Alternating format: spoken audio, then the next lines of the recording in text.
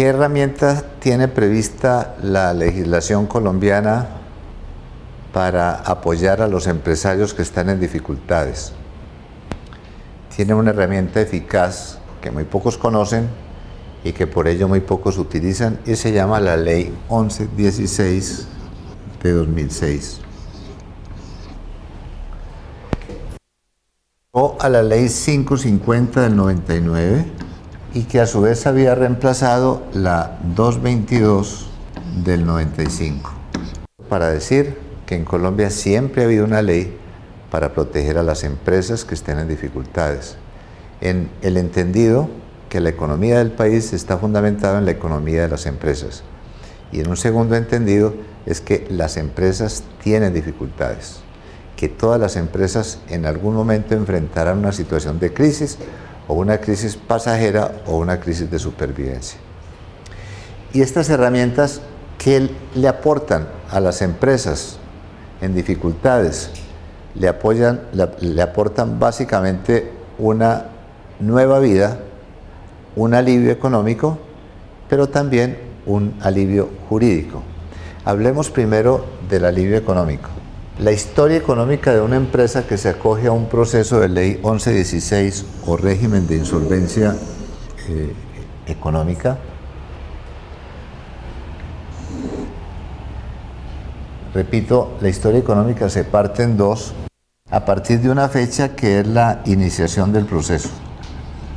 El juez del concurso, que para personas jurídicas es la Superintendencia de Sociedades, el día que produce un auto iniciando el proceso de reorganización, le dice a la empresa que todas las obligaciones, con unas excepciones que ahora menciono, todas las obligaciones contraídas por la sociedad hasta esa fecha, no las puede pagar en los términos acordados con los acreedores hasta ese momento, sino en unas nuevas condiciones que se negociarán en lo que se llama un acuerdo de reorganización, que es un acuerdo concursal o democrático, lo cual significa que se negocia con votos, palabra que es fundamental, que es central en un proceso de reorganización de Ley 1116. Entonces pregunta, ¿y votos calculados cómo? ¿Provenientes de dónde? Pues esos votos provienen de dos fuentes, de uno que la ley llama acreedores externos, que es cualquier persona natural o jurídica, repito, cualquier persona natural o jurídica a quien la sociedad le adeude cualquier suma de dinero. Y estos acreedores externos tienen derecho a participar en la negociación del acuerdo de reorganización a razón de un voto por cada peso de capital adeudado, indexado. Entonces, cualquier persona, natural o jurídica, a quien la empresa le adeude cualquier suma de dinero, tiene derecho a que por cada peso de capital, no de intereses, sino de capital, indexado, o sea, traído a valor presente desde el momento de su vencimiento hasta la fecha de iniciación del proceso, se convierta en votos.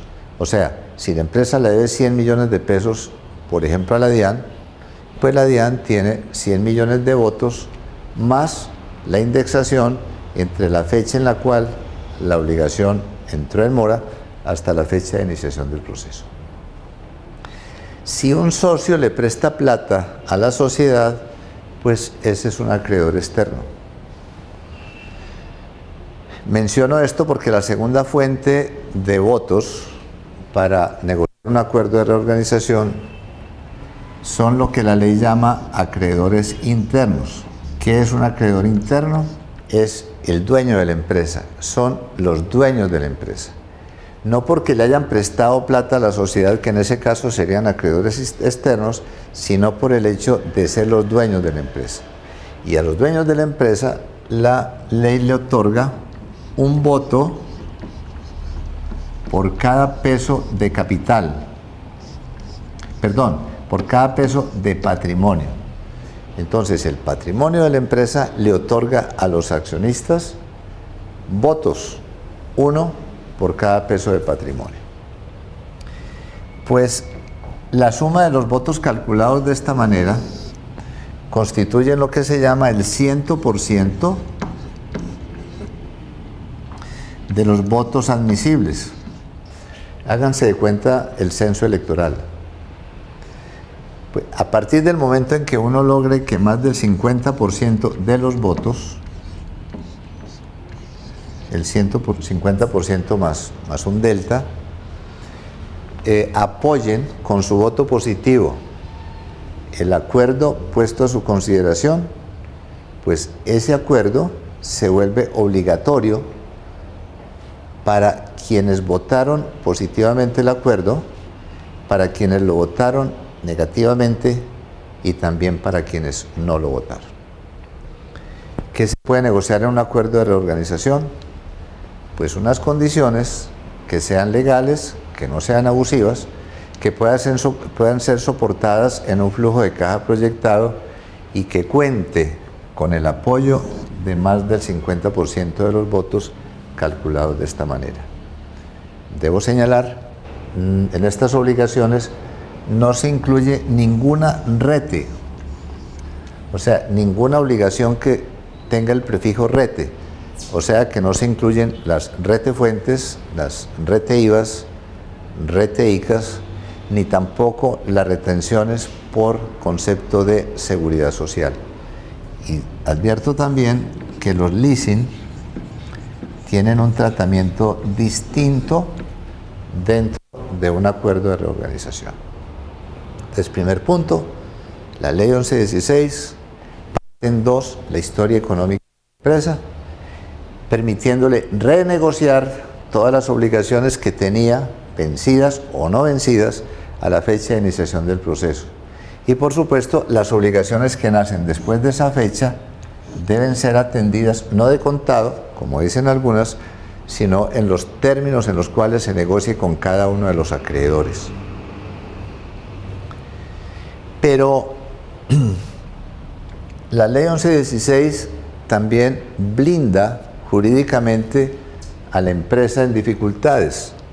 Y ahí hay dos temas importantes. Primero, los procesos que se hayan iniciado por obligaciones contraídas por la sociedad con anterioridad a la iniciación del proceso quedan suspendidos.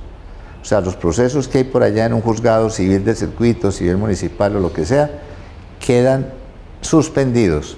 Y el único juez que puede seguir moviendo esos procesos es el juez del concurso, en este caso la Superintendencia de Sociedades.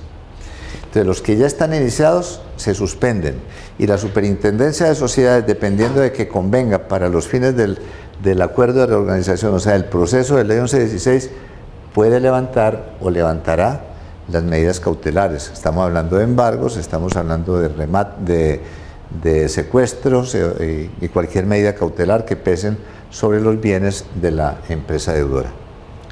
Entonces, procesos iniciados se suspenden, el juez pierde competencia, el único que queda con competencia es la Superintendencia de Sociedades y como consecuencia de la iniciación del proceso de ley 1116, esas medidas cautelares son levantadas por el juez del concurso.